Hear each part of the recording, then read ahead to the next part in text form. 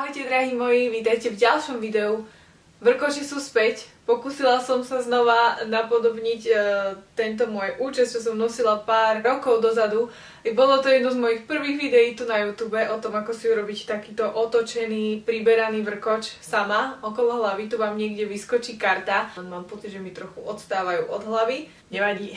Chcem, aby ste vedeli, že aj ja bývam často ovplyvnená influencermi tu na YouTube, tak takisto ma ovplyvnila Tati a naposledy recenzovala nejakú kozmetiku zo Zary. Teda Zara prišla s beauty produktami, zatiaľ sú to len produkty na pery, tak ja som hneď išla na ich stránku a objednala som si to za moje vlastné peniaze. Toto nie je sponzorované video, pretože som bola veľmi zvedavá a chcela som na vlastnej koži odskúšať tieto rúže.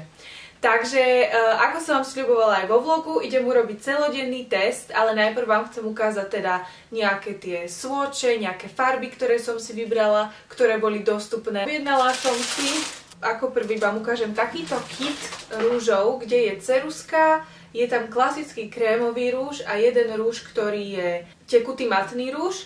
Takto nejak to vyzerá, keď to otvoríte. Je to veľmi cool obal, ja by som si to určite nechala niekde na stolíku a budem si do toho hádzať či už nejakú bižutériu alebo možno aj na cestovanie nejaké veci sa mi do toho pomestia. Ak chodíte ešte do školy, tak to môže byť aj peračník.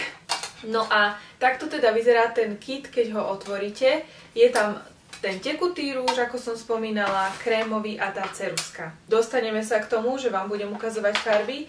Chcem vám najprv ale ukázať všetko celkovo. Ďalej som si odobjednala jeden takýto samostatný tekutý rúž High Matte v krásnom červenom odtieni. Na tej modelke sa mi veľmi páčil, M03. Má to 4,5 ml, čiže sú to také menšie tekuté rúže a veľmi krásny obal. Mne sa veľmi páči tá tmavo-modrá farba na tých obaloch, pretože trošku mi to pripomína Estée Lauder obalík a s tým zlatým písmom to vyzerá tak veľmi luxusne a je to taká hladká matná guma zvonka na dotyk. A posledný rúž, ktorý som si objednala, je krémový rúž, ten prišiel zase v takomto obale. Fuksiová farba. Dobre, tak začnem najprv tými krémovými rúžmi, pretože tie sa budú ľahšie odličovať a nakoniec skončím s týmto tmavším červeným rúžom a asi ten budem aj testovať počas celého dňa, lebo ten budete najlepšie vidieť na kamere, ako mi drží. Ideme najprv začať touto ceruskou v odtieni L02. Myslím, že je na zastrúhanie, ale nie je to taká klasická drevená, ale taká tá tvrdšia ceruska, ktorá sa dá zastrúhať. Tak teda ideme otestovať, ako sa nanáša. Dám si vás ale trošku bližšie, aby ste to lepšie videli. Slnko, jej, mám svetlo, prosím ťa, neodchádzaj. Sorry, ak to svetlo je raz lepšie, raz horšie, ale vonku sú oblaky, tak je to strašne vidno. Dúfam, že všetky moje chlpky jak broskyňa nad hornou perou som sa snažila vytrhať. Tak snáď tam žiadne už neuvidíte. Veľmi pekná farba, na začiatok musím povedať. Ja nemám veľmi veľkú hornú peru, tak snáď to budete dobre vidieť. Akože berte do úvahy, že ja som teraz mega bledá. Nie je až taká tmavá, ako vyzerá na kamere, pretože je to skôr taká tehlovejšia. Ceruska sama o sebe sa nanáša skvele a už sama má taký matný finish, keď ju doaplikujete a ja kľudne by som išla aj čisto len, že s touto ceruskou. Ja som fanúšikom toho, že keď naozaj chcete také skôr prirodzenejšie pery a ten dôraz je na očiach, dať si na spodok balzam a potom navrch len cerusku. Ja to robím úplne bežne, takže možno ak nechcete rovno rúže, tak aj táto ceruska je fajn možnosť. Dobre, a keď už že tú cerusku máme nanesenú, tak na ňu bolo asi myslené, že má ísť ten krémový rúž, ktorý bol aj v tomto balení s ňou. Je tu potom ešte ten tekutý rúž. A teda skúsime dať tento krémový rúž na túto cerusku, ako to bude vyzerať. Toto je teda 0,1. Voňajú tak po čokoláde tie rúže. Teraz veľký trend dávať do rúžov rôzne príchute čokolády, karamelu a takých sladkých tónov. Idem skúsiť, aj keď sa mi zdá, že tento rúž je trošku blečí ako tá ceruska. Aha. Takto vyzerá ten rúž na ceruske. Je to taká veľmi príjemná konzistencia, je to stále matné, ale nemám pocit, že by to bolo vysušujúce. Ale chcem vyskúšať tento rúž aj sám o sebe, bez tej cerusky. Musím povedať, že sám o sebe sa mi ten rúž viac páči v kombinácii bez tej ceruzky. Je veľmi taký hebký, zamatový a veľmi ľahko sa nanáša. Pre mňa skvelý na každý deň, pretože zároveň je vidno, že máte niečo na perách. Ak ste trošku opálenejšie, tak je to ešte viacej neutrálny rúž. Dobre, teraz vám chcem ukázať tú 07, ktorý som mala naposledy aj v tom vlogu, keď sme na konci išli s Maťkom v aute. Je to teda taká fuksiová farba, ktorú ja som si myslela, že mne sa také farby nehodia. Mám jeden taký tiež do rúžova viac rúž, ale zo Sephory a ten je oveľa, toto je ten zo Sephory, a ten je oveľa teda rúžovší a taký škriklavejší. Tento má viac také malinové odtiene v sebe a práve tie malinové odtiene v ňom sa mi veľmi páčia. Je to skvelý rúž na jar a leto. Ukážem vám teraz tú farbu, toto je jeden z mojich obľúbených. A takto vyzerá, je to fakt krásna letná farba.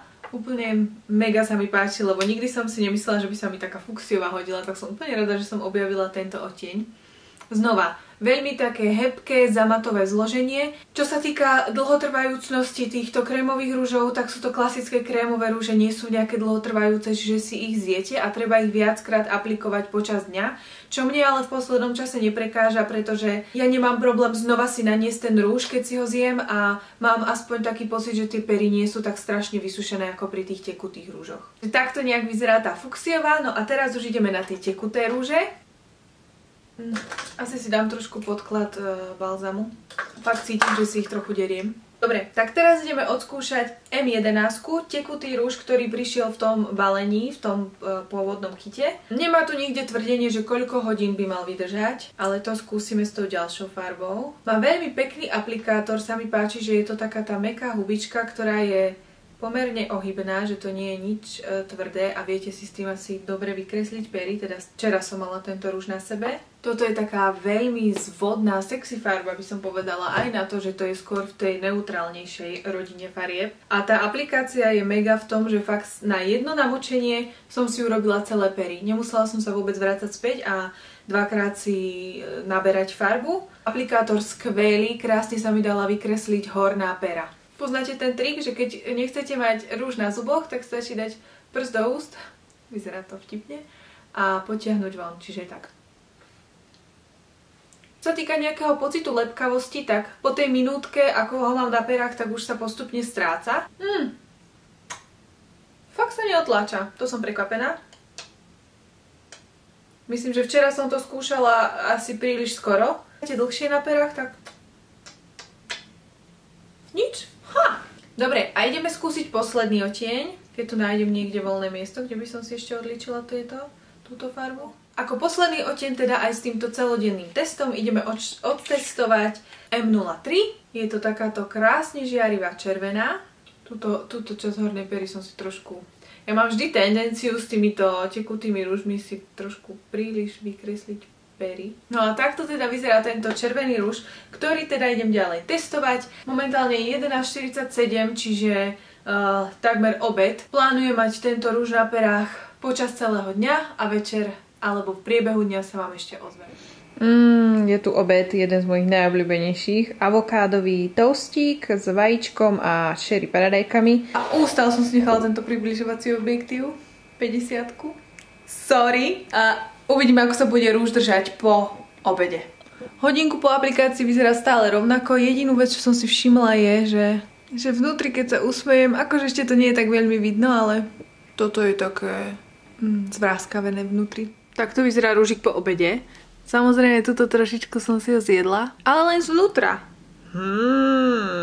To vyzerá zatiaľ dobre. Strašne vonku fúka vietor, ty kokos. Zatiaľ si ešte nejdem dávať druhú vrstvu. Uvidíme, či za pár hodín si ho zjem viac.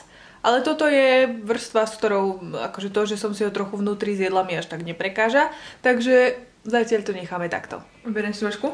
Práve sme mali nácvik líčenia s jednou z mojich nevestičiek tohtoročných, čaukají.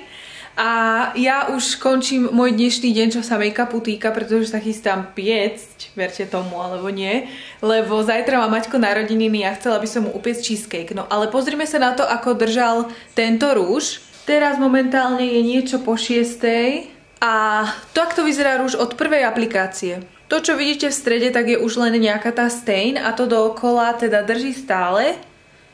Malinko sa to otláča teraz. Ako som jedla večeru, tak som si všimla, mala som takú bagetku s kozím syrom, že ten rúž bol už všade na tej bagetke. Ako náhle jete niečo masnejšie, tak sa to automaticky už dáva dole, takýto tekutý rúž. Ja osobne by som asi skôr išla k tým krémovým rúžom s tým, že by som si ich znova na novo aplikovala.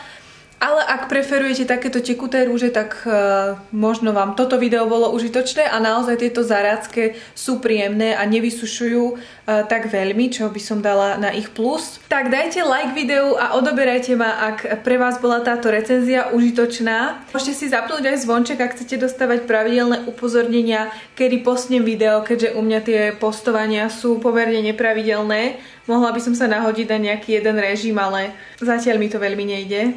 Keby som mala full-time prácu YouTube, tak by to bolo oveľa jednoduchšie. Dúfam, že budete mať ešte krásny večer a ešte krajší víkend a vidíme sa v ďalšom z mojich videí. Ahojte!